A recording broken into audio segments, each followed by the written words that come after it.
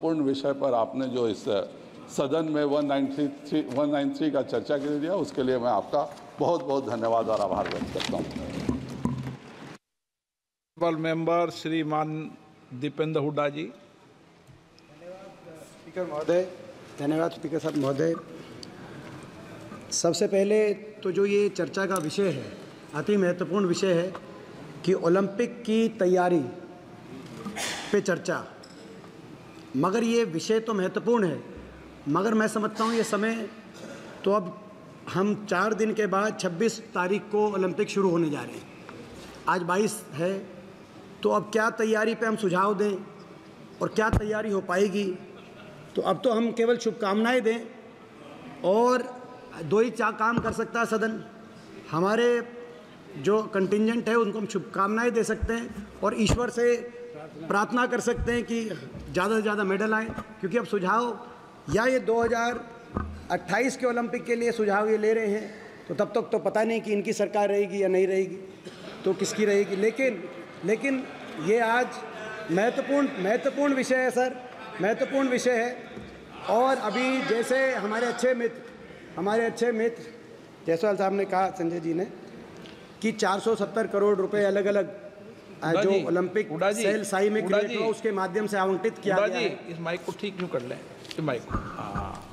470 करोड़ रुपए आवंटित किया गया है, उस पर अच्छी बात है, और भी ज़्यादा आवंटित होना चाहिए। और विदेशों में ट्रेनिंग्स जो कराई जा रही है, उसके लिए जिस तरीके से अलग अलग ब्यौरा दिया गया खेल वर्ग, उस पर हमें इतना ही कहना है सर कि इसमें जो आवंटित किया गया है उसमें हॉकी और रेसलिंग का नंबर काफ़ी पीछे है इन 470 करोड़ में, जबकि ये 2 ऐसे खेल हैं जो सबसे ज़्यादा मेडल, ये हमारी ना सिर्फ हमारी देश की धरती से जुड़े हुए खेल हैं, कुश्ती और हॉकी, मगर देश के सबसे ज़्यादा मेडल इन 2 ओलंपिक के मेडल इन 2 खेलों से आए हैं। उनका आवंटन ज़्यादा किया जाना चाहिए था, उनका आवंटन का नंबर 9वें और 10वें स्थान पे है। ये मैं इस बारे में कहना चाहता हूँ। अगर हम ओलंपिक और भारत देश के खेल की बात करें और हरियाणा का अगर हम संदर्भ ना लें तो वो चर्चा अधूरी होगी। और अधूरी मैं इसीलिए कह रहा हूँ, ओलंपिक में अभी तक हमारे देश के इतिहास में 35 मेडल हमारे देश ने अर्जित किए हैं, जिसमें से 23 इंडिविजुअल खेलों के मेडल हैं। इन 23 में से 10 मेडल हरियाणा के खिलाड़ी हमारे देश के लिए लेके आए हैं पिछले 4 ओलंपिक में। यानी कि 40 से 2% की आबादी वाला हरियाणा 40 से 50% ओलंपिक के मेडल, और केवल ओलंपिक ही नहीं, एशियाई और कॉमनवेल्थ के मेडल्स में भी हरियाणा की हिस्सेदारी इतनी होती है। पिछले 4 ओलंपिक्स में देखें, अभी वो कह रहे थे कि 2014 के बाद से खेलों में इतना बढ़ोतरी हुई, लेकिन पिछले 4 ओलंपिक्स में हम देखें तो चारों ओलंपिक्स में देश के मेडल आए और आधे से ज़्यादा मेडल हरियाणा खिलाड़ी लेके आए। 2008 में सबसे पहले 3 मेडल आए ओलंपिक में, जिसमें से 2 हरियाणा के खिलाड़ियों ने अर्जित किए देश के लिए। 2012 में 6 मेडल आए ओलंपिक में, जिसमें से 4 हरियाणा खिलाड़ियों ने अर्जित करे। 2016 में ये 6 से घटकर 2 मेडल आए, लेकिन 2 में से भी 1 मेडल हरियाणा की हमारी बेटी साक्षी मलिक लेके आई। और 2020 में ये 7 मेडल, जो 2012 के लगभग बराबर के 7 मेडल आए, जिसमें से 3 मेडल हरियाणा खिलाड़ी लेके आए। और अगर हम ओलंपिक में जाने वाले कंटिंजेंट की भी बात करें तो पिछले ओलंपिक के खेलों में 120 खिलाड़ियों में से 31 खिलाड़ी यानी कि 25% हरियाणा से गए। और इस ओलंपिक खेलों में भी 117 में से 20.5% में 117 में से 24 खिलाड़ी यानी कि लगभग 21% खिलाड़ी हरियाणा से जा रहे हैं। नीरज चोपड़ा से लेकर सर और विनेश फोगाट तक, जिन्होंने जंतर मंतर पर धरना दिया है सरकार के खिलाफ, ये सभी ओलंपिक के हमारे एक कंटिंजेंट का हिस्सा हैं जो ओलंपिक के खेलों में जा रहे हैं। 2006-07 के बाद से जितने भी खेल हुए, एशियाई, कॉमनवेल्थ और ओलंपिक, हमें गर्व है कि मैं हरियाणा से आता हूं कि इन सभी खेलों में 50% तक हमारे मेडल और 25% तक कंटिंजेंट हरियाणा खिलाड़ियों का देश को रिप्रेजेंटेशन करने का हरियाणा खिलाड़ियों का अवसर मिला। तो जब हम ओलंपिक की बात करें तो बिना हरियाणा के, मैंने कहा कि अधूरा है। ऐसा क्या सिस्टम हरियाणा में बना जिसकी वजह से आज ओलंपिक के अंदर हरियाणा खिलाड़ी इतना अच्छा कर पा रहे हैं, उसको भी जानना, उससे क्या ऐसी बातें हैं जो देश के अन्य राज्य लेके जा सके, क्योंकि खेल हमेशा राजनीति से ऊपर होने चाहिए। और उसमें अब क्या कमियां आ गई हैं वो भी बताना हमारा जिम्मेदार विपक्ष की तरह हमारा कर्तव्य है। मेडल तभी आ सकता है जब आप प्रतिभा की सही खोज करें, प्रतिभा को प्रोत्साहन दें, इंफ्रास्ट्रक्चर दें, और इंफ्रास्ट्रक्चर के बाद जब कोई मेडल लेके आए या ना आए, कोई चोटिल हो जाए, मेहनत करे, लेकिन एक स्तर तक पहुंच जाए तो उसका भविष्य सुरक्षित किया जाए, खिलाड़ी के मन से अपने भविष्य की असुरक्षा निकाल दी जाए। इन बातों को लगते हुए कांग्रेस की पूर्ववर्ती सरकार, हरियाणा की सरकार ने खेल नीति बनाई 2004-05 में, जिस खेल नीति को पदक लाओ पद पाओ की नीति भी कहा गया, जिसके 3 पहलू थे। पहला पहलू था कि अगर आप किसी स्तर तक पहुंचेंगे, चाहे राष्ट्रीय खेलों तक पहुंचे, चाहे आप अंतर्राष्ट्रीय स्तर तक पहुंचे, तो कहीं आपका भविष्य को सुरक्षित किया जाएगा। इस नीति के तहत 500 से ज़्यादा अलग अलग पदों पे खिलाड़ियों की नियुक्ति हरियाणा सरकार ने की उस समय, जिसमें डीएसपी लेवल पे चाहे वो अंतर्राष्ट्रीय पहलवान जोगेश्वर दत्त हो, चाहे अंतर्राष्ट्रीय मुक्केबाज विजेंद्र सिंह हो, चाहे अंतर्राष्ट्रीय पहलवान बबीता फोगाट हो, इन सभी खिलाड़ियों को डीएसपी से लेकर और अन्य पदों के ऊपर हरियाणा सरकार में मौका दिया गया। दुर्भाग्य की बात है सर कि जो नीति थी पदक लाओ पद पाओ, नियुक्तियां देने की नीति, पिछले 10 वर्ष से जो भाजपा की सरकार है इस नीति पे रोक लगाने का काम किया। आपको जान के आश्चर्य होगा कि हमारी खिलाड़ी बेटी साक्षी मलिक को आज तक हरियाणा में कोई नियुक्ति नहीं मिली है। पिछले ओलंपिक के हमारे खिलाड़ी, पिछले ओलंपिक के मेडल विजेता रवि दहिया, नीरज चोपड़ा, इनको अभी तक हरियाणा सरकार में कोई नियुक्ति देने का काम नहीं किया गया।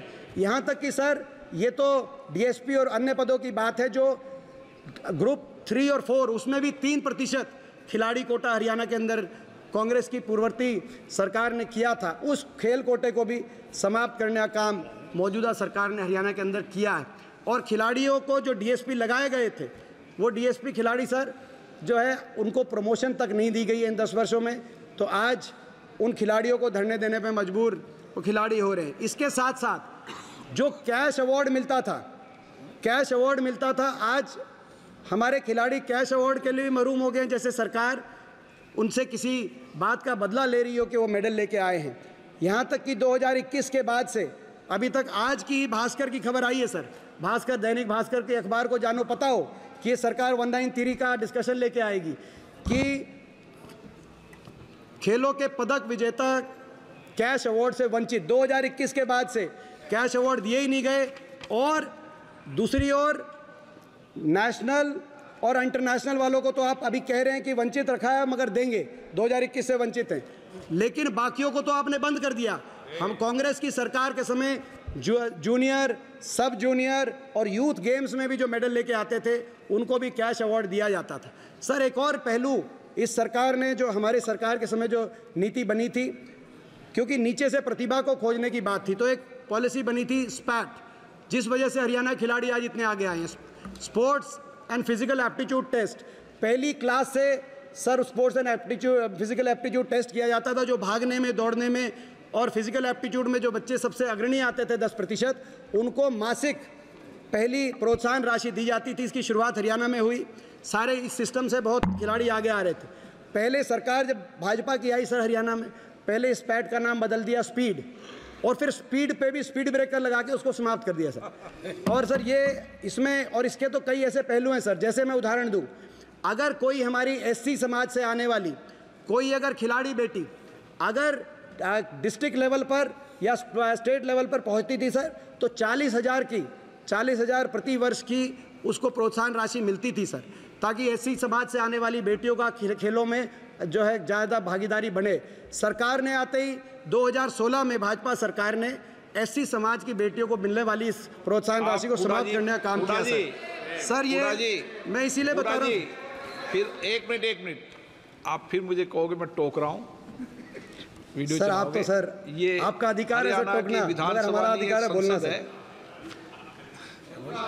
सर। ये सिस्टम हरियाणा का स्पोर्ट्स सिस्टम सर कैसे आगे जाए सर, और उसी देश का जब आधे मेडल हरियाणा के स्पोर्ट्स सिस्टम से आ रहे हैं तो उस पर भी चर्चा हो सर। इसके साथ साथ इंफ्रास्ट्रक्चर भी मैं कहना चाहूँगा सर। हमारे समय 232 हरियाणा में राजीव गांधी स्पोर्ट्स स्टेडियम बने थे और 6 अंतर्राष्ट्रीय स्टेडियम कॉम्प्लेक्स बने। दुर्भाग्य से, और इन स्टेडियम्स में सर नर्सरीज और कोचेज़ ताकि हर स्पोर्ट्स स्टेडियम में, ग्रामीण स्पोर्ट्स स्टेडियम के अंदर किसी न किसी एक खेल की नर्सरी बने और उस पर हम ध्यान केंद्रित कर पाएँ। मगर मौजूदा सरकार ने सर वहाँ इन नर्सरीज़ को बिल्कुल ही नज़रअंदाज करते हुए पिछले 10 वर्ष में एक भी कोच की भर्ती हरियाणा के अंदर नहीं हुई सर। और जो स्टेडियम्स हैं उनकी दुर्दशा, रोहतक के स्टेडियम की, अम्बाला के स्टेडियम की सर दुर्दशा। और अम्बाला कैंट में तो सर एक ऐसा स्टेडियम है जो पिछले 7 वर्ष से कंस्ट्रक्शन जिसमें चल रही है, आज तक उसमें कंस्ट्रक्शन ही पूरी नहीं हुई। ऐसा सर व्यवस्था आप हरियाणा के अंदर देख पा रहे हैं सर। मैं ये भी इसमें कहना चाहूँगा कि जो खिलाड़ी है, खिलाड़ी का भविष्य सुरक्षित किया जाए, इंफ्रास्ट्रक्चर क्रिएट किया जाए, प्रतिभाओं को आगे निकाला जाए। इसके साथ साथ एक बहुत बड़ी बात होती है सम्मान, खिलाड़ी को सम्मान मिले।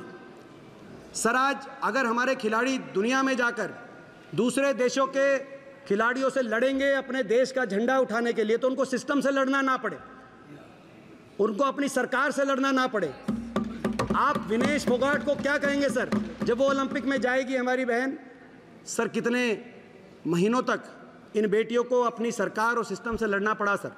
सुप्रीम कोर्ट ने कहा, उसके बाद एफआईआर हुई नहीं, सरकार ने एफआईआर भी नहीं करी। जो बेटियों से छेड़छाड़ के मामले में क्या कारण था सर, हमें नहीं पता क्यों एफआईआर नहीं की गई। क्या वो स्पोर्ट्स फेडरेशन के अध्यक्ष थे या वो भाजपा के सांसद थे, सत्तारूढ़ दल के?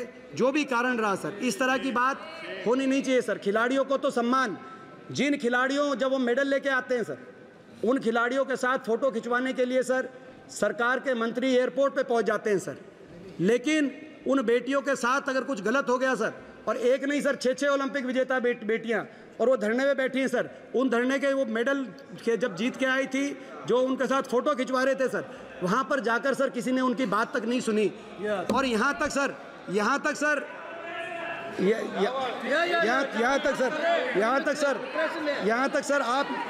सर यहाँ तक सर मैं सर सवाल पूछना चाहता हूँ सर। मैं सरकार से ये सवाल पूछना चाहता हूँ सर। गंगा में मेडल बहाने की बात कही, आप ओलंपिक मेडल्स की बात कर रहे हैं, आप ओलंपिक मेडल्स में अपनी तैयारी की बात कर रहे हैं, मगर जब ये खिलाड़ियों ने कहा कि हमारे साथ इस देश में अन्याय हो रहा है सर, जब खिलाड़ियों ने कहा, बेटियों ने, कि हमारे साथ इस देश में अन्याय हो रहा है और हम इन मेडल्स को गंगा में बहा देंगे सर, कम से कम खेल मंत्री का बयान आना चाहिए था कि नहीं, ये देश के लिए मेडल आए हैं, इनको गंगा में नहीं बहा, आपको न्याय मिलेगा सर। न्याय मिलेगा का बयान भी नहीं आया सर। न्याय मिलेगा का बयान आ जाता, हम संतुष्ट हो जाते सर। ये देश तो महाभारत का देश है सर। मैं स्वयं ऐसे प्रदेश से आया हूं जहां कुरुक्षेत्र में महाभारत हुई थी सर। हमारी बहन बेटी की मान सम्मान पे बात आई तो देश में कुरुक्षेत्र में महाभारत का रण हुआ सर। लेकिन मैं सरकार से पूछना चाहता हूं कि हमारी बहन बेटियों की जब मान सम्मान की बात आई क्षेत्र में होता था, ये सभी जगह पे मैं सर ये भी एक और आपको मैं कहना चाहता हूं सर।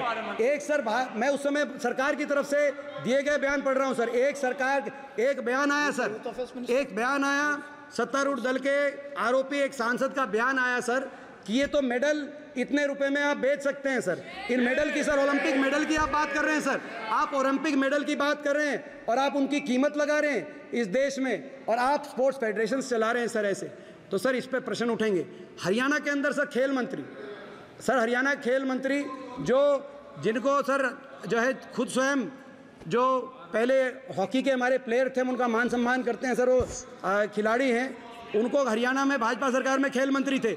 उनके ही महकमे की सर, उनकी महकमे की एक जूनियर कोच ने सर, एक हमारी अंतर्राष्ट्रीय खिलाड़ी ने उन पे आरोप लगाया कि खेल मंत्री ने उनके साथ दुर्व्यवहार किया है सर। उसके बाद भाजपा की तरफ से यह है कि वो हमने जब मांग करी कि इन खेल मंत्री को हटाया जाए, इनको बर्खास्त किया जाए सर, तो ये कहा गया कि इन्हें खेल मंत्री रहेंगे सर। उनको मंत्री रखा, और जिस बेटी ने सर हरियाणा खेल मंत्री की मैं बता रहा हूँ, जिन बेटी ने उन खेल मंत्री पे जो आरोप लगाया था उनकी एक ना सुनी गई। एक मिनट माननीय सदस्य, हम एक मिनट इस सदन के अंदर ये परंपरा रही है, हम किसी राज्य की विधानसभाओं की चर्चा न करें और अन्य सदन की चर्चा नहीं करें। आप वरिष्ठ सदस्य सर, ये जो सारे जो मैं खेल मंत्रालय से, भारत सरकार से और ओलंपिक के मेडलिस्ट की बात कर रहा हूँ। और सर ओलंपिक खैर, मगर मैंने आपने जो बात की उस बात को मैं आगे बढ़ते हुए सर, तो मेरा संदर्भ था सर, खिलाड़ियों को मान सम्मान, उचित प्रोत्साहन, प्रतिभा की खोज के साथ साथ उनकी भविष्य की सुरक्षा की जब तक नीति बनने की बात नहीं होगी, क्यों हरियाणा आज देश के आधे से ज़्यादा मेडल लेके आ रहा है हर खेलों में पिछले 10 वर्ष से नहीं, 2008 के बाद से, जो मैंने आपको बताया, ये तो रिकॉर्ड की बात है, आप झुठला नहीं सकते कि 2008 के ओलंपिक में कितने मेडल आए, 2012 के ओलंपिक में कितने मेडल आए। तो क्यों हरियाणा के खिलाड़ी ला रहे हैं, तो कुछ ना कुछ उस नीति में अच्छी बात होगी जिसको आप समझें, अपनाएं, हमें खुशी होगी। आपने कुछ अच्छा कार्य किया, हम भी उसकी सराहना करेंगे, क्योंकि खेल और खिलाड़ी ये हर बात की राजनीति से ऊपर होने चाहिए। लेकिन आज दुख होता है सर, जिस हरियाणा में नारा था जय जवान जय किसान जय पहलवान जय नौजवान जय संविधान का नारा हम देते थे, आज उस हरियाणा के नौजवान भारतवर्ष का झंडा सीमा पर ऊंचा करने की बात करते थे सैनिक बन के, वहाँ आप अग्निवीर योजना ले आए और दुनिया के पोडियम पे जाकर राष्ट्रगान बजवाकर झंडा ऊंचा करने की बात करते थे खिलाड़ी बनकर। आज वो हरियाणा जो खेलों में नंबर 1 था सर, वो आज नशे में नंबर 1 बन गया। इस बात का हमें बहुत ही इस बात की पीड़ा है। मगर सर ये हरियाणा में जो हम निराशा के साथ इस सरकार की खेलों के प्रति रवैया देख रहे हैं, लेकिन ओलंपिक पे सर, ये ओलंपिक की प्रिपरेडनेस पर जो ये चर्चा की गई है, ये चर्चा अच्छा होता सर, ये अच्छा होता, ये चर्चा सर 1 साल पहले आती, अच्छा होता ये सब चर्चा।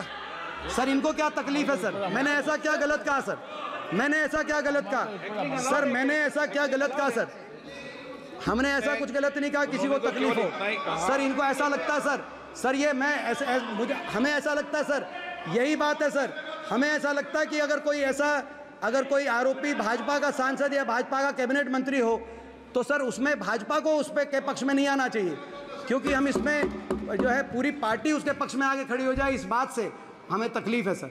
सत्तारूढ़ दल को उनके पक्ष में नहीं आना चाहिए, पूरी पार्टी को उनके पक्ष में नहीं आना चाहिए। किसी ने अगर खिलाड़ियों का शोषण किया है तो वो अपराध है, उस अपराधी को अपना जो है समझता हूँ कानून का सामना करना चाहिए, ये हमारा संदर्भ है। खिलाड़ियों का मान सम्मान करिए सर। एक कहा जाता था, एक कहावत, पढ़ोगे लिखोगे तो बनोगे नवाब, खेलोगे कूदोगे तो होगे खराब। एक कहावत थी चौहान साहब हंस रहे हैं, ये कहावत थी, हरियाणा की पूर्ववर्ती हुड्डा सरकार ने दिखा दिया उस कहावत को बदल के कि पढ़ोगे लिखोगे तो बनोगे नवाब, मगर खेलोगे कूदोगे तो भी बनोगे लाजवाब। तो ये कहावत को बदल के दिखा दिया। अब आपने दोबारा से आपने उस कहावत का दूसरा अर्थ कर दिया कि खेलोगे कूदोगे तो सरकार बीजेपी की सरकार हो जाएगी नाराज। आपने उस कहावत को दोबारा से मोड़ दिया। सर ये दोबारा से खेलोगे कूदोगे तो होगे लाजवाब, इसकी तरफ ये कदम बढ़ाएं, हम एक एक कदम पे आपका साथ देंगे सर। बहुत बहुत धन्यवाद। श्री संसदीय कार्य मंत्री जी। दीपेंद्र जी ने बहुत जोशीला भाषण दिया, मुझे अच्छा लगा। लेकिन क्या है, मेरा एक अनुरोध है, जो खेल मंत्री इसका जवाब देंगे तो जितने भी बोला है आप ज़रूर बैठिए, क्योंकि पिछले 10 सालों में जो काम हुए हैं स्पोर्ट्स के क्षेत्र में, पिछली बार मेरा एक्सपीरियंस था कि आप बोल के एलिगेशन लगा देते हैं और वो चले जाते, बाद में सुनते नहीं हैं। कितना ज़्यादा काम मोदी सरकार ने किया है वो आप ज़रूर सुनिए, और खिलाड़ियों के लिए और खेलों के लिए कितना मोदी जी का सरकार ने किया है वो खिलाड़ियों से सुनना चाहिए। आप फेडरेशन का लड़ाई का यहाँ पे मत डालिए, यहाँ ओलंपिक का तैयारी और खेल को बढ़िए, ये जो फेडरेशन झगड़ा को यहाँ मत लाइए।